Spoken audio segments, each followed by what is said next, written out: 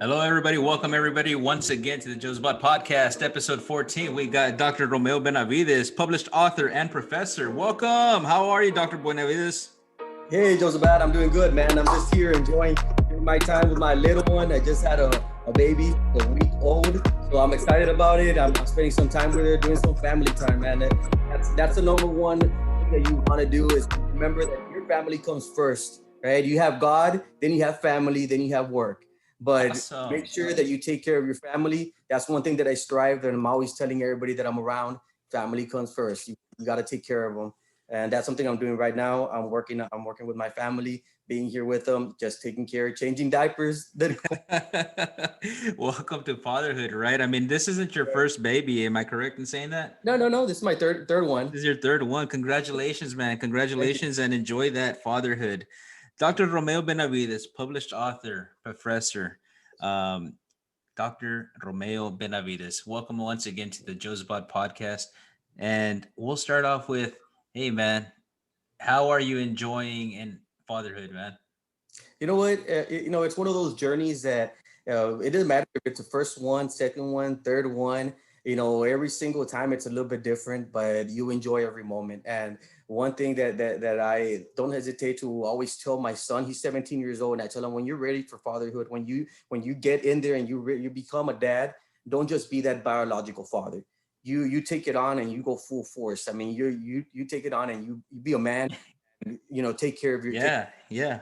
and that's There's a lot important. of those people. There's a lot of those individuals that, like it's easy to be a dad, but taking care of your child is very, very important. I'm glad you're stressing that. Hey, are they keeping you up at night? Oh yeah, my goodness. Every 2 hours, I help out. My wife does, she's breastfeeding, so she does her part. Then, in between, I do the bottle. So we take turns, going in there and yeah, I think it's a fun part. I enjoy it right now. I think it's important. And some people might say, well, you're waking up in the middle of the night. That's crazy, that kind of stuff.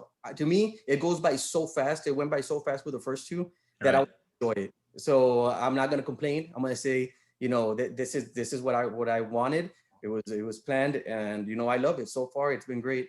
That's awesome, man. You know what, man? It's very difficult being a father is and waking up at night and changing the diapers and so forth. And for some of us, it's like, you take care of it, honey.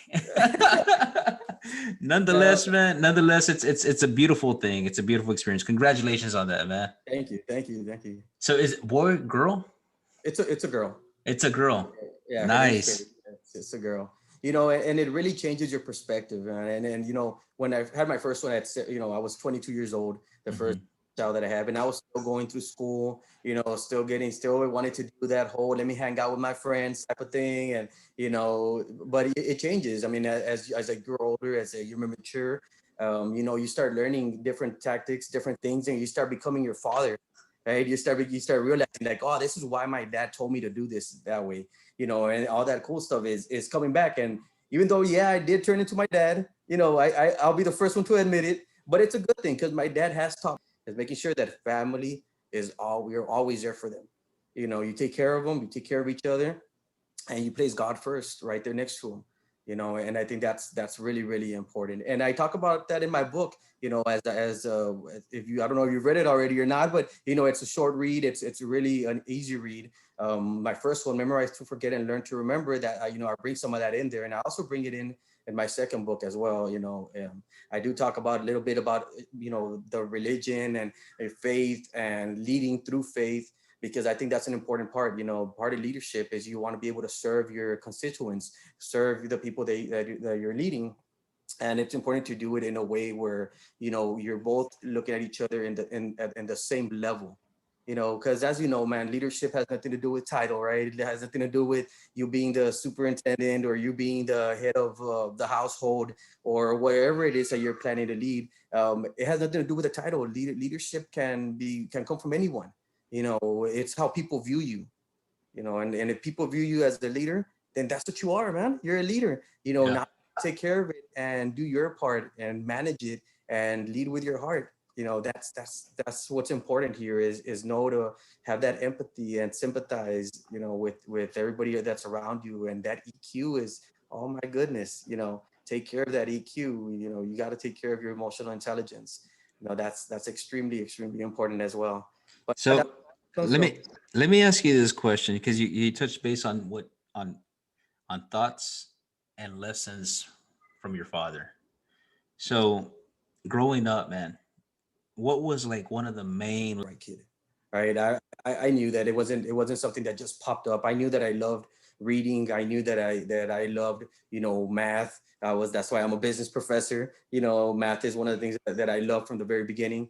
The problem with me was, I as I was growing up, you know, as a teenager, you want to be. There was a battle between leadership in my household, right? It was my dad, and I have a strong character, so it was like, who's the man of the house? Oh wow. But you see, the man of the house was my dad. Played it really, really cool. My dad was, I mean, he still is a beast when it comes to parenting. Check Right. this. He tells me I'm in eighth grade, right? So I said, you know what? I want to drop out of school. I go to my dad and I say, Dad, I'm done with school. You know what? You know, I think everything they're teaching me is dumb. I don't need to learn all this stuff. I already know it. It's boring. Can I just drop out and just start working? I want to make some money. My dad looks straight in the eye and he says, you know what, Junior? He calls me Junior, right? He said, Junior, let's do it. He goes, you want to drop out? Let's drop out. Let's go. He goes with me, goes to my campus, goes to my principal, withdraws me from school, and Mhm. there you go. Now let's start working. Takes me to my uncle. Well, he's not my uncle. He's you know, I kind of see him as an uncle, but he's not. He would run La Sandia. So he would go to the watermelon farms and he had like the surcos, which is lines of watermelons, Right, right? right. He says, all right, here's your first job. He goes, I'm going to pay you $1 per line, right? So when you go out there, you see these long lines of black paper where the watermelons had already grown, right? And they had already picked them up. So he said, you're going to get $1 for each line. So I look around and I see like, I don't know, like 1,000 lines. And I'm like, bam, I got this. I could do probably like $100 a day, easy. So Right. he just stick with a little pin in the front and he gives me a bag. He goes, okay, start picking up the black paper. You pick up a row, I give you $1. They wake me up at 6 a.m. I go out there. The first thing that I find out is that black paper was burned from the sun, which means when you grab it and you pick it up, the only thing that comes out is what's in your hand. So I looked, I said, oh, this is going to be a long day. So really, I get that, you know, I do mine. I do about 2 of them in the morning. So it gives me $2. Well, I didn't know that you were supposed to take lunch and water. So his wife passes, you know, is in a truck, and she drives around selling a taco for $1 and a water for $1. So guess what happened that day? You didn't get paid. I mean, it offset the cost. So I lasted about 3 days there before I went back to my dad and I said, Dad, I will go back to school. I'm going back to school, man. Send me back there. My dad starts laughing. He goes, let's go. Put me back in school. I never looked back again. Oh man. Look Hey, at that that's life lesson. Look at that life lesson. That's something that you don't hear of. My goodness, who does that? yeah. And that's something that my dad has taught me. Is like he goes, don't go against the grain, man. Go with it. Yeah. Go with it. And that's what I've done my whole life, my whole career. You know, everything. When I decided to write my books, I said, well, you know what? I have all this information that I've gained. You know, all this knowledge that I've gained from getting educated, from my experiences that I've done. Right. Why keep them bottled in? Amen to that, man. Amen to Man, that. That's a huge lesson, and that's why this podcast was actually born. Because interestingly enough, an individual, a wise individual who's no longer with us, shared with me that lesson, and that lesson was, you have so much knowledge, yet the moment you leave this earth, you're no longer here on this existent planet. It's not nowhere to be found unless you've shared it. That's right. So thank you so much for Right. taking this opportunity Yes. to go ahead and be a part of this podcast, man. So what was the lesson? Okay, so was the lesson be in school, or what, or was there a bigger lesson? No. The lesson was simple. It was just my dad saying to me, "You do what you want, but take care of the consequences are coming. So you want to choose to be out of school, go for it, but be able to take care of the consequences that come. Mhm. You know what I'm saying? Like that's what he Yeah. told me. Every choice that you make has a consequence. You know, and I love that because every decision that I make right now, today, even today, I'm always thinking of what's the consequence further on. to this afternoon, what's going to happen tomorrow, what's going to happen a year from now, what's going to happen, what are the consequences to my actions, is what he taught me. And he's taught me that over and over and over. He's never said no to me ever. I've come up with some crazy ideas, so when I was getting to my doctorates, come on, I'm dropping out in 8th grade to all of a sudden going, you know what, Dad, I want to join my doctorates, and not just get a doctorate. I was a double major. I was getting a master's, a second master's, an MBA, business doctorates. Everybody thought I was crazy. They were like, what are you doing? That's insane. Be doing 2 degrees at the same time from a private university. I went to the Lake University. They were like, that's insane. I was like, no, to me, that's something that's very possible. If you talk to some of my coaches and some of my mentors, they'll tell you that I have that type of drive that was instilled in me by my father, which is, you run with it. If you believe in it and there's something that you want, that you really like, go with it. No matter what other people say, no matter what the people around you are telling you, if you really feel strong about it, you fight for it and you go for it. And that's something that I tell the students all the time, and that I tell at the college level, because someone will come up to me and they'll say, hey, sir, I really want to, because I teach in the bachelor's program. So I teach their upper levels in the bachelor's. So when they're going on to their master's, they always ask me, do you think I'm capable of doing it? I'll tell you what, these people that are asking you that question, they never did Sandia work before. Oh, probably not, man. Probably not. But you know what? What I tell them is, if you're already asking yourself, am I capable of doing something? Yeah. You're capable of doing it. You're capable of doing it. I agree with you 100%. Yes, sir. That's it. Yes, I sir. mean, and that's one of the life lessons that he's taught me, and that's something that I've tried to spread to as many people as possible. People that are around me. You've been around me. When we've done training together and everything, and you see my type of motivation to some of that stuff. And to me, it's like, you throw it at me, I'll catch it, and let's run with it. So what you're referencing is that one time we probably did that what was it called? It was that meeting at the Technovate, right, or something like that. Yes. The Palooza, or was it Techno? Yeah. And I think we planned in about a good 5 days. About 5 days, yeah. That we took that, and it was fun, man. It was fun. So yeah, thank you for sharing that piece of what your dad taught you as a youngster. So once again, just to reiterate and summarize, what it was is that lesson is, regardless of whatever action you take, you better be ready for the consequences. That's right. That's a powerful message right there, man. Because there are no real, I mean, you could say, this is a negative impact to some type of action that you took. Right. For example, let's just say I drive off of in my car and I pass a red light and I get a ticket. What happened? Well, that lesson that you just learned was that you're going to get a ticket if you don't stop at a red light. Guess what's going to happen the next time? You stop at the red light, or you stop at the stop sign, whatever it is. But you see, from that negative, you have a negative consequence from something that just happened, but something positive comes out of it. So you got to always think that way. I always think of whatever I did that was wrong, I have to learn from it, dust myself off, right? What type do you have? Your grit has to be intact, has to be strong. You have to be one of those. We have to learn and polish our skills on how to get over the bad consequences and how to move forward by making them positive. Learn from our actions that we've taken. When we start to learn from them, we start seeing how we can convert them into positive outcomes. Yeah, porque it goes back to that mentality of nothing negative, always positive, staying positive. Absolutely. That's so right. Moving forward, man. Okay, so you learned that lesson. You grew older. You started going into this whole. At what point did you decide to say, you know what, leadership is where I want to be? Was it that battle between you and Dad that you wanted to be head of the household? It wasn't really that. What I saw was, as I started off in counseling.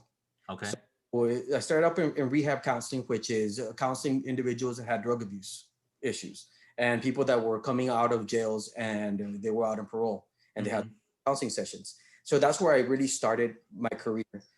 So when I started working with them, I started seeing that a lot of these people that I originally viewed as, people that were just having issues, or people that were in trouble, man, had some strong leadership skills. So you might think of like, you know what, these people are convicts, or you might think of people like El Chapo and all these, that you go, okay, these are bad people. But hold on, if you really look at them closely, a lot of the skills that they practice were strong leadership skills. And I started going like, okay, so then leadership has nothing to do with being great or not great. It has more to do with your charisma, with how people view you as are you a transformational leader? Are you a transactional leader? Looking at the laissez-faire, right? Looking at Nordhaus, seeing how is it that we categorize our leaders. So then that became something super interesting to me. Because before then, I used to see leadership as just somebody positive, right? The president of the United States, the superintendent of the school, the principal, or the CEO of a company. That was my view was of leadership. I had never really thought about it in that, hey, no, anybody, there's a lot of people that can be leaders, and look at their skills. And then I started learning, well, are you a born leader, or can leadership be taught? So then that's when it became really interesting to me, when I started looking at different studies. I looked at Ohio and the Michigan study, where they really looked at, are you task oriented, are you person oriented, and what type of leadership goes for which one, what type of do you have, which became super interesting to me, because then I said, wait a minute, so now there's situational leadership, right? There's leadership style that you use for this over here. There's another type of leadership style that you use for this over here. And when do you coach? When do you direct? All these things started popping up. And to me, it opened my eyes, and I started going, wow, I love this stuff. So that's when I decided to look for a different journey. And what happened was, I was teaching in special ed, and my department head at that time, Dr. Garza, he actually worked for Nicky Rowe. He was in the PhD program. So he would write papers, and he would give them to me so I could review them and kind of, look at them.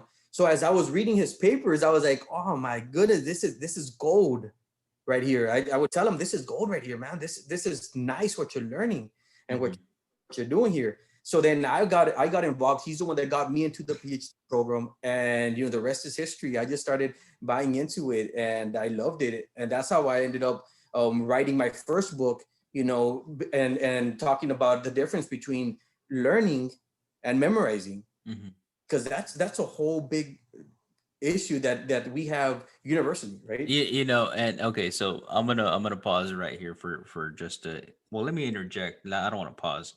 Sure. And what you're talking about, it sounds like sharpening each other, sharpening the saw. In other words, when individuals, regardless of levels, when they are surrounded by each other, they're learning and they're talking the talk. There's an interesting saying that says you got to walk the walk, talk the talk, right? So in essence, individuals who are talking leadership will gravitate towards each other and learn from each other and speak the language. And I think they're learning as opposed to memorizing what you're saying, or what we'll talk about in a bit. When I think of memorizing, I think of, I need to learn this song because I need to know the lyrics, because at the end of the week we're going to go ahead and rehearse it. So I memorize it for that one instant, as opposed to, I'm learning how to write, I'm learning how to understand the intonation, I'm learning how to understand the beats, and now I'm learning for the long term. That's the way I understand that whole portion of the differences. So help me understand how you view memorizing and learning. It's exactly that. When you look at memorizing is short term. So if you've ever taken, or you've taken plenty of tests, I'm sure, and just think back to one of those exams. It doesn't matter if you were in elementary, if you were in middle school, high school, college, or even when you were doing your certifications for your degree, or for your principalship or teaching, whatever it was. If you think back to any one of those, as soon as you left, all that data that you memorized was gone. If somebody were to sit with you right now and ask you a question that was related to your certification, the odds of you knowing the right answer right now are slim. Possible? Yes. Is it probable? No.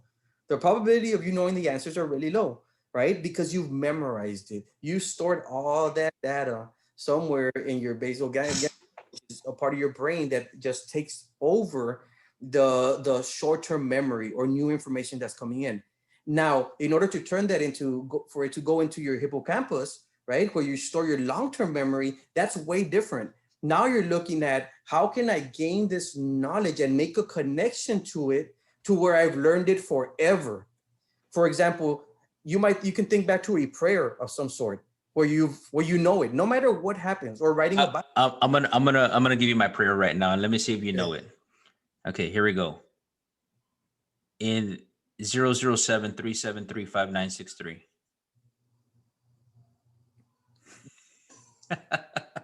For those of you that don't know this, Mike Tyson's Punch Out, the code was 007-373-5963. Mhm. Well, As a as a child, I played Nintendo, and one of my favorite games was Mike oh, Tyson's Punch Out. I see, I see. And till this day, I will pull out the code 007-373-5963 because that was the code, the cheat code to take me straight to Mike Tyson. Even though I lost every single time, Mhm. I still remember that in my long-term memory, Yes. right? The other one that I know is ABACABB. That was the blood code to Mortal Kombat on the Sega Mortal Genesis. Kombat. Right? So how does this happen? Why does it get ingrained? Exactly. Those are the connections that you have to make. So, for example, if you were to try to connect your passcode to your phone to the passcodes that you're seeing right now, that would be an easy way to remember it. Why? Because you've made a connection to something that you have already stored in your hippocampus, which is part of your long-term memory. So it's easy to make a connection to something that's long-term already in there. It's harder to make a connection to something you're memorizing because short-term gets lost really quick. Right. So that's what happens. When you're something and you're trying, and I always tell this to the students, don't try to do the whole flashcards and do all this stuff. You can do that and pass my course, no problem. Anybody can pass my course. You can easily do flashcards and get through it, but you're gonna leave my course not learning a single thing. You're gonna leave knowing that you have an A for my course, but didn't learn anything. Now you want to learn it. Let's sit down, listen to my recordings, and let's talk about it. Let's make it real. Let's make a connection to you. You know, and when I do that, my students leave there going, "Wow, this is totally different from what I've learned in courses where it's memorizing. This is learning content."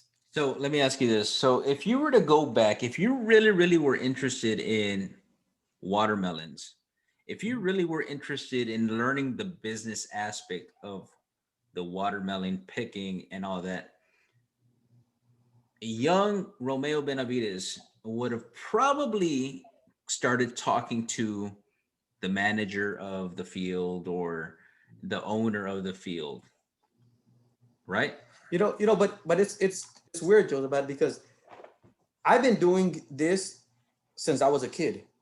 And the reason I was doing this as a kid, I'll tell you another crazy story, right? The reason I've been doing this as a kid is because I was trained that way even when I was in pre-K. I was Interesting. a starter, Uh-huh. right? So what happened was I went to the convent. So I was in a private school, right? In a Catholic private school. I Right. went to El Convento in Rio Grande City. So when I first started there, I went there in kindergarten. And in pre-K, I mean, in first grade, I was an all Spanish speaker. Well, since it was such a small school, they would send me in a group with our special ed group, right? I was the only Spanish speaker in the class. I wasn't special ed, but they would send me to that teacher. Right. So that teacher would bring me in, and I would do the same things that she would do with our special ed student, with the special ed student, which was she would sit down and open the book and say, okay, you see an apple. Esta manzana es la que usas en la mañana cuando tu mamá te da de almorzar, ¿qué te da? Ah, me da una manzana. Okay, so she would make that connection with me. And she Okay. me all through kindergarten and first grade. So my mind was already ingrained that way because of her. So the story is this: sadly, my ex brother-in-law, his mom passes away. So I'm there in the funeral, sitting down with my sister, and in walks this lady, right? And I look at her, I go, "Hey, Miss Peterson!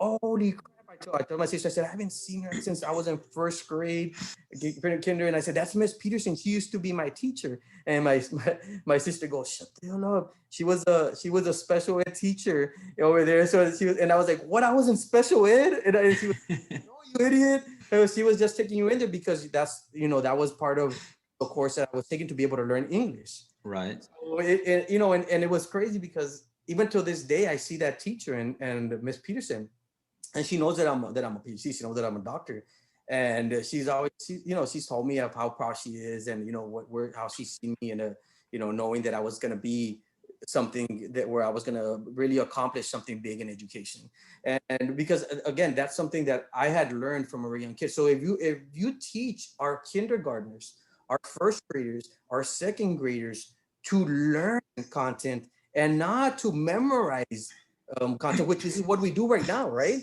Because what do we do? The first thing that we do with our kindergartners, ABCs, say it 1,000 times. With our first graders, write the ABCs 1, 2, 3 with a 10 or 20 like 100 times.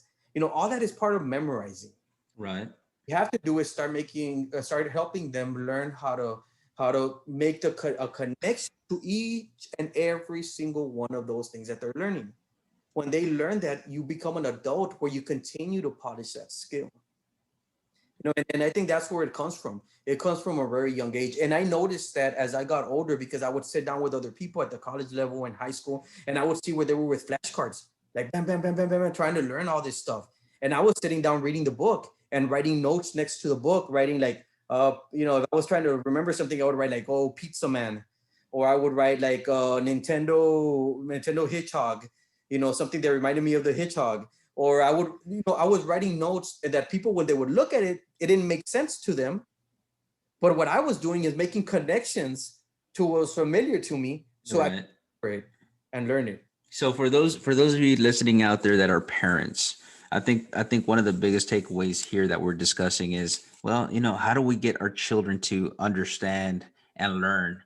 And what we're talking about bridging the item that you want them to learn to real life scenarios and making them understand that there's a connection. And as long as we keep on talking the talk, then long term, our children are going to understand. Funny that you mentioned of how you had that connection as a child, and personally, my oldest is 12 years old. And she'll send me a text message, and she'll be like, hey, Dad, how's it going? I'm like, hey, babe, how's it going? Everything's good. She goes, yeah. All right. Hey, Dad, what's going on with this vaccine story? I don't know, babe. I need you to go back into Google and research it a bit. I go, but I'll tell you what, the stock prices is increasing. What? Okay. Let me look at that. So then she'll start looking at, she goes, oh my gosh. I just read that the U.S. wasn't taking the vaccines, and they didn't want to take them and they didn't want to give them. I said, so do you think the stock price will increase or decrease? What I'm saying here is that the conversation and her understanding long term is going to pay off dividends because we're making those connections real life. We're having those conversations. And if we don't have those, if I was just to ignore my child and tell her, you know what, you do it on your own, learning stops. That's right. That's right. So what it is this is the way I view every individual, every human being as a little seed, right? Yeah. So the seed that you plant, and as you're watering it, you can continue to water it and you water it and water it. But what's important here is to give them some fertilizer, right? So when making those connections, though, that's a fertilizer that you're throwing in there. And as they grow older and they learn this on their own, they begin to feed themselves, and I'm not talking about feeding themselves as food. I'm talking about feeding themselves academically. Right. They start to do that. You can see it come to fruition. So now you're seeing the fruits that have developed. And that's when you start seeing the character of your children, them being fond of education, them being fond of being treated with respect, and them being fond of wanting to be leaders out in our communities. Right. And being organized well enough to where they lead and make an impact in our community, not just to line their pockets, but to fulfill the dreams of others. You see, that's where it's important. When we start looking at ourselves, it's not what am I going to do to make myself feel great? No, it's what am I going to do to make and help others around me feel great, right? Because as we know, true leaders are not the smartest ones in the room, right? True leaders are the ones that help those around them to be the main people, the ones that are growing as to eventually become great leaders themselves. Hey, but an argument can be made. It doesn't matter who's president. My life continues. My life doesn't change. Right. So what about? So why should I even care about leadership? Well, let me tell you, we might say that. We might say, you know what, it doesn't matter, but it does matter because every single person in an organization matters. Every single person in our government matters because every single one of those people have a responsibility. And if that responsibility is dropped, then we have an issue. If we have a president that is eager to make a wall and spend millions of dollars on a wall, then guess what? It's going to happen. And whether he dropped the ball or not, it's going to happen. It's going to have an impact. Remember in the beginning, I said every decision that you make has an impact or has a consequence that we have to live with. Well, that's where that comes in. So, it's just different agendas. I truly don't believe that there's a bad president out there. I really, I don't think there's a bad leader out there. I just think they have different agendas. I think that their agenda, it might not be something that I agree with, might not be something that you agree with, and it might be totally off. I mean, some people can say Hitler had some type of agenda that some people agree with. I would never agree with that. Again, El Chapo, he led a big organization. Some people might say he has something that was contributed to being a great leader. I don't agree with that, but again, it depends. It's up to the eye of the beholder, as they say. Right. And again, perception is vital here. I mean, That's right. because that's our own personal reality. So, I mean, you mentioned some of these individuals that are leaders in their own right as well, such as Hitler, El Chapo, etc. And you know what? Bad Yeah, leader, but right. I mean, if we look at Star Wars, you have the Force and you have the dark side, and you have leaders on both sides. I mean, every side has to have a leader. I think the key here is goes back to how well can they motivate, how well can they influence, how well can they create a takeover or an action to fit their agendas. that's right. That's right. And I think what's important, at least for me, what I hold strong and I urge everybody to do the same is to make sure that they always have a higher power around them and really focus on that. When I make a decision, I pray on it. And I want to make sure that whatever decision I make is something that's going to benefit others, not just myself. Right. I think that's something that's big. When you're making decisions, you got to make sure that it's not just about you, that it's about the people that are around you, the people that are believing in you and trusting in you, Yeah. especially if you're connecting leadership with a title. Like I said at the beginning, leadership has nothing to do with title, but many times it is part of a title. So when it is part of that title that you do have a strong leader, then you have to make sure that leader has to make sure that they're focused on their constituents, they're focused on their followers, and are really able to serve them, not have them just follow them, but serve them.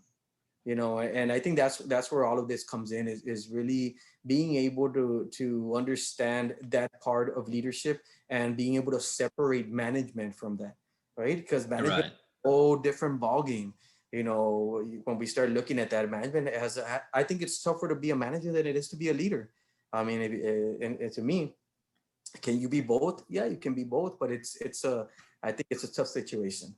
It is. It is. Being in When you leadership, okay, that definitely presents itself tough situations, and a lot of the times you have to have different situational types of leadership in order to overcome them.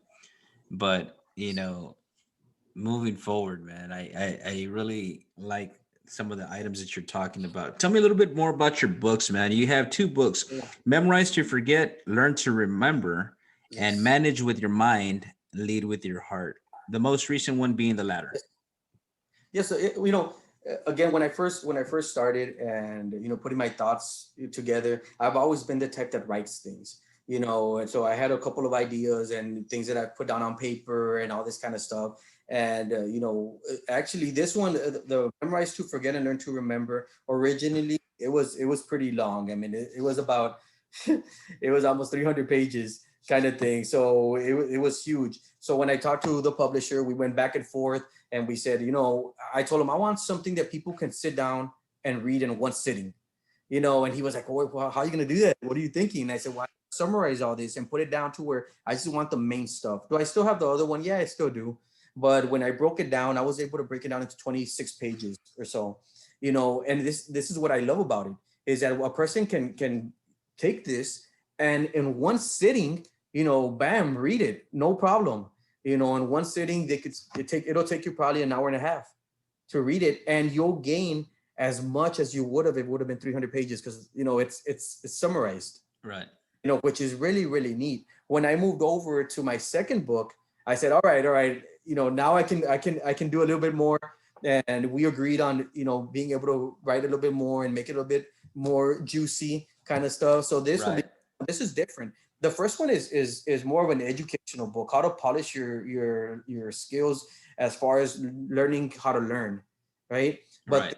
this is a business type of book, right? This is more for adults, where they're learning how to distinguish between managers and leaders, and I thought that this was one of the big ones, especially in my field, because being a principal at a school, being a professor in the business program, and I think it's important for me to be able to sit down with some of these individuals, my students, my coworkers, and not just teach them, learn from each other when it comes to leading and managing.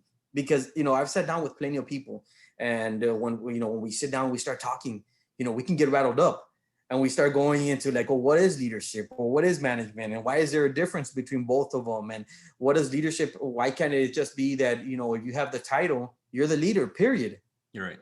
But when you start breaking it all down, and it gets really really interesting, and I wanted to put it in writing, so if you don't know me and you read my book, you'll understand where I'm coming from, and you'll understand what my thoughts are. So like you said, when you pass away, all that goes is gone, right? So the Right. only legacy that's left is what you've written, right? That's the only legacy that's left, is what you've written. Because other than that, people are gonna forget about you. Yeah. Yeah. Oh, and that's it. That's all that's left. And I hope that me having spent so much time educating myself, having spent so much time educating others, and working with people, and leading other individuals, spending so much time doing that. I mean, half of my life I've been doing that. So to me, it's really really important that I left something for my family, for my kids, for my kids' kids, for them to understand where their great grandpa is coming from, and what his thoughts were. Let And me that's what these are for. It's for my great grandkids, for my grandkids, so they could see what I had in my mind. it's Romeo Benavidez, the family man. It's Romeo Benavidez wanting to give his family the best in regards to what's in his mind. That's Let me right. ask let me ask you this question, man, because I want to go back to some of the items that you spoke about earlier. When you were in the rehab as a rehab counselor, Mhm. you were dealing with a lot of individuals who made some wrong choices, poor choices, and they move forward, right? So I want to talk to you about something most recently that occurred in our area. I'm talking about an individual, an 18-year-old who decides to make a bad choice and tackle a referee. What's your thought process on this, and how do you move forward with that child? you know to me it's this. There's consequences to all your actions, right? So definitely has to be consequences to him. But in order for us to make a judgment on that, we have to understand what his psyche is, right? Right. There's something in our brain that we call the synaptic reaction, right? So there's a synapse and a synaptic reaction. It goes up and down, and there's, it's kind of when you eat chocolate. What happens to you when you eat chocolate? You get hyped up, and you might go do something that you're usually don't do. You might go, I don't know, take a jog all of a sudden when you would never have done it before. With a You chocolate? Well, I mean, whatever it is, or you might, or if you're drinking beer, your beer slows down your synaptic reaction. So we gotta think of the psyche and think what's behind why he did it. So it's hard to Yeah. make that judgment, right? He was hyped up. Right. I'm see where he was hyped up. Now, what's important is for us to be able to teach our children how to react to those situations, Right. to learn that when his synaptic reaction is going full blast and he's hyped up, he needs to be able to react appropriately to that. Right. Not all of us have been taught that way. Okay, so to me, yes, he's personally responsible for what he did. Now the consequences, there's a lot that has to be looked at. I think they played it right, kicked him out. I think they kicked out the team. I think they played it right too there, in my opinion, only because if that coach from for the rest of his life, right? That coach is gonna make sure that he uses that kid as an example. And he's gonna for I mean, I don't care how many years he's coaching till he retires, he's always gonna remember this. And he's gonna instill in his students from now on that when something happens, you chill, right? Right. So it's a learning. It's also something that we learn. Now, I don't think that he should be kicked out of college ball and not get scholarships and all that kind of stuff. Well, hold on. I mean, in my opinion, that's taking it way beyond. You don't want to ruin this kid's life. That's not what the purpose. Education and having these. It's kind of like cheating. To me, that was I know it was worse because he actually hurt somebody, but in school, even when I was an assistant principal at the high school, I had a kid that went over there and pushed me, and then threatened to knife me with a knife. What did I do? Yeah, I expelled them. I suspended them. But then I also allowed him to walk during graduation, right? Even though I'm the one he threatened, right? Because to me, it's still a life lesson that you're trying to teach these students. And our culture in the Hispanic culture is, yeah, I'm gonna get after you, te voy a dar con la chancla. But at the end, I'm gonna hug you and I'm gonna tell you that I love you. Not literally though. No, yeah, no, I know what I'm saying, but Yeah, in our yeah. culture, in the Hispanic, I think that's something universal, not just in the Hispanic culture, but that we need to learn that yes, we punish, yes, we give consequences, but we gotta still love each other. Absolutely. I think you couldn't have said it any better, but and I've gone back to this whole question, this whole scenario. Like this individual's child, he's still a child, and I say he's a child because he's 18 years old. He's a youngin, you know, and what that means is that by the state of Texas, yeah, you're considered an adult, and yes, you will face consequences, you know, in the courtroom setting. However, you're still young, that your life hasn't even begun. You still haven't even graduated high school, right? So I agree with you on the sense that we need to teach them, and the kid needs to move forward, but oh man, what is missing? I guess that's the biggest question. And not just for this particular case. I'm talking about in our nation, in our international. Is it reform when it comes to And I rehabilitative don't think, services? I don't think anything's missing. I think that just some people hit the consequence stage, Uh-huh. stages of their life. I hit the consequence stage in 8th grade. That guy hit the consequence stage at 18 years old. Right. We all hit it at different. Some people, I have my brother and my sister, they didn't hit the consequence stage till they were in their 20s. Till they actually got a DWI and went to jail or whatever. You see, it doesn't. To some people, it doesn't hit you in the face until later on. It Right. just. So I don't think that anybody failed that student. I don't think he failed himself. I think what just happened was this is his consequence stage. Right. He hit the wall, and he's like, "Oops, I just hit it." He could have hit it when he was 14. He could have hit it when he was 16. Unfortunately, he hit it when he was 18. But let me talk. Let me speak to this, and this is where I was going with this. I just reminded myself. I think the bigger item here is the amount of consequences when it comes to social media, and when it comes to that, he's gonna be labeled with that for the entire rest of his life, and all the memes, all being viral. I mean, should have known better, possibly. Who knows? but we're living in an age where everything, I mean, this thing made TMZ, this thing made everything, right? But Jozabad, you can use it to his advantage. This is what Right. I'm saying. Everything that you do, you can turn it either negative Right. or positive. Just think of this scenario. Next year, he can come up to all the high schools and talk about his situation and how important it is to control your anger, to control yourself, to speak public about it, to Right. other people. Make your situation be a learning situation for everybody else, to where you go out there to the universities and talk about how you lost a scholarship because of what the situation that happened to you, or you're going to different youth groups at the church and talk about it, so he can turn this around and make this a positive experience. Now, yes, he got the fame. People know him. Now turn it around and talk about how you're going to make sure that nobody that's around you ever is placed in that situation that you were placed in. You see how easy that is? Yeah. But he can easily make this something positive for himself and for others. Yeah, I'm glad you actually brought that up, because again, you're 100% right, where you can definitely flip the script and write your own narrative. Yeah, that's right. But the problem is the support. Mhm. Where is the support? Is the support, I mean, it's starting at home. Is it support there? But we don't know We that. don't know. No, no, no. In general. I'm not just saying just in general. Him. You know. I and you see, to me, I don't see it that way.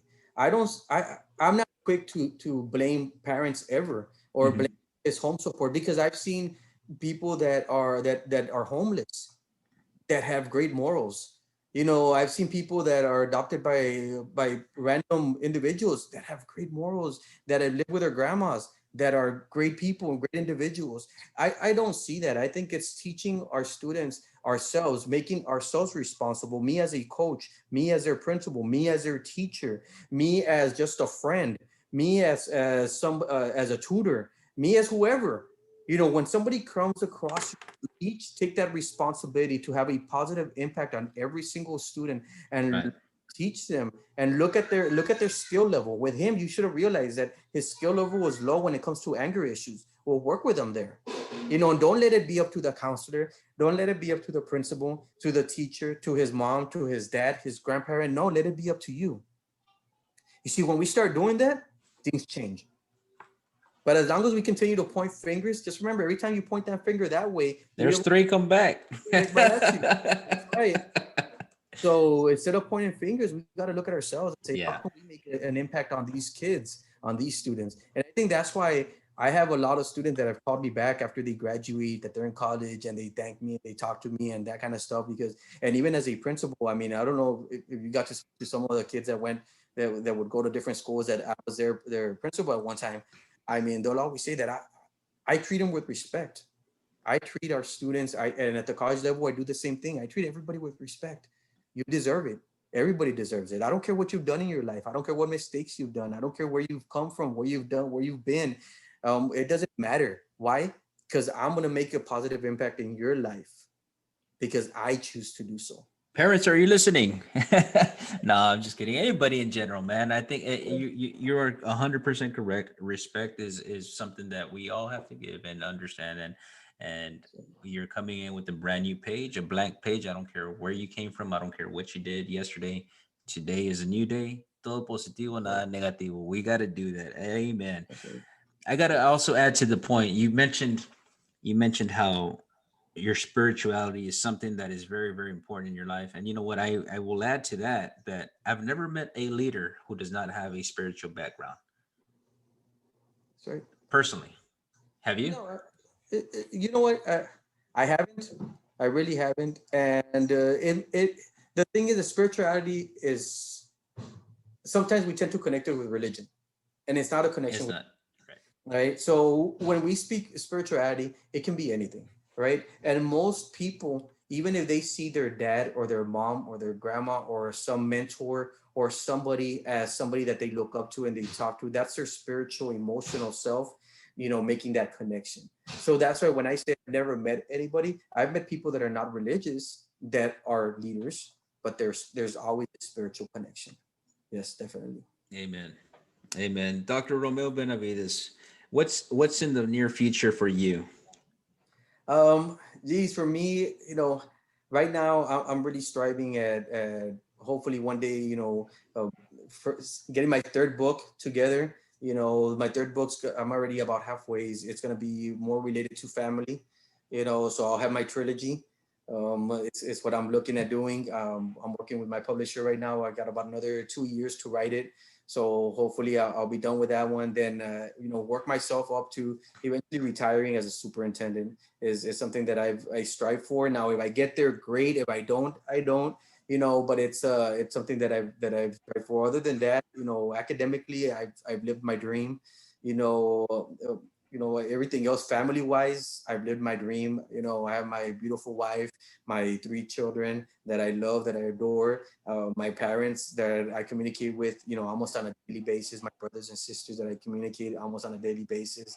So life is really treating me well, and I think I attribute a lot of that to my higher power, like I said, because I do tend to have a positive outlook at life, and I try to as much as I can, even though sometimes things do come up that make you question that. It's always important to remind yourself that there's a reason that everything happens. There's a reason that something's put in front of you, and it's not because you can't handle it. It's because you got to learn from it. Hello, Dr. Romeo Benavidez, man. Thank you so much for coming out here for the Jozabad Podcast. It's been a pleasure listening to you, hearing your perspective on many things, such as leadership, such as life, such as being a father, man. And I think the near future also has some diapers in your future. Oh hell yeah! Tons of them. I'm going through about 15 a day right now. So Oh man. so yeah, it's pretty intense in that whole situation right now. But you know what? I'm loving fatherhood. I'm super happy. I have a 17-year-old, a 2-year-old, and a week-year-old, and I love it to the max. I mean, I couldn't ask for anything else. I'm a family man. That's what I love. That's what I love about my life. That's what I would do it 100 times over, because that to me is extremely important. Again, that's something that my father instilled in me and my mother did too. So it's, I have a strong bond when it comes to family. And I think that's important. I've observed that. Just between you and I, I've observed that, and that speaks volumes of you and your family, and that's something that definitely people should take away from, because most recently, one of the things that I was viewing it goes back to some of the items that we value in this lifetime, and some of those items is we always want to have the career, we want to have the car, we want to have the house, we want to have, all material things, and we sometimes lose focus, we sometimes have these blinders where this is all we're focused on, and that can definitely blur your vision when it comes to family, because you're focused on that goal and attaining it. So now you've attained it. Now what? That's right. So guys, it's been a pleasure talking with you today. Where can people find you? Can Do you have any social medias? Yes, Joseph. Actually, you can find me on my Facebook. So you'll see me on there. You can go through if you go through Amazon, you can actually find my books in there too. So if you just go to Amazon to the search button, you go Dr. Romeo Benavides, you'll find both of my books on there, and it'll have a way to also message me through there. I do have an Instagram, Dr. Romeo Benavides. I have a Twitter, Dr. Romeo Benavides also. So actually, in any one of the social media sites, you can find me. But just go into the search bar and type in Dr. Romeo Benavides. I'm Googleable as well. If you Google my name, you'll be able to find me there as well. So I'm pretty easy to find. I'm pretty transparent. I'm not hiding away anywhere. Now, once I retire, maybe I'll be hiding somewhere in a mountain. But for now, I'm here, and I'm giving what I can to my community, to those that are willing to hear me out, and those that are willing to follow me along through my journey as an educator, and a journey as a leader and a family man. I'm here for everyone. And I want to thank you for having me be part of your podcast, Jozabad. I think you're doing wonderful things, man. I love them. I watched all 13 of the past, well, except for one. I haven't seen Brenda Garzas. uh, I know her personally too, man. She's awesome. She's fantastic. So I'm excited to see her podcast with you. But other than that, man, I just want to thank you for doing this, and I think that's a wonderful thing that you're doing for our people around the community, because we do want to know each other and we do want to talk more and be able to listen to what we have to say from each other, because we have a lot of great minds, in this community, and sometimes we're hidden, kind of thing. So, man, be safe. God bless, and I thank you for everything that you're doing for us. Dr. Romeo Benavidez, everybody, thank you so much one more time. It's been a pleasure. We'll see you at the next one, man. Have a good one. You too. See you, bud.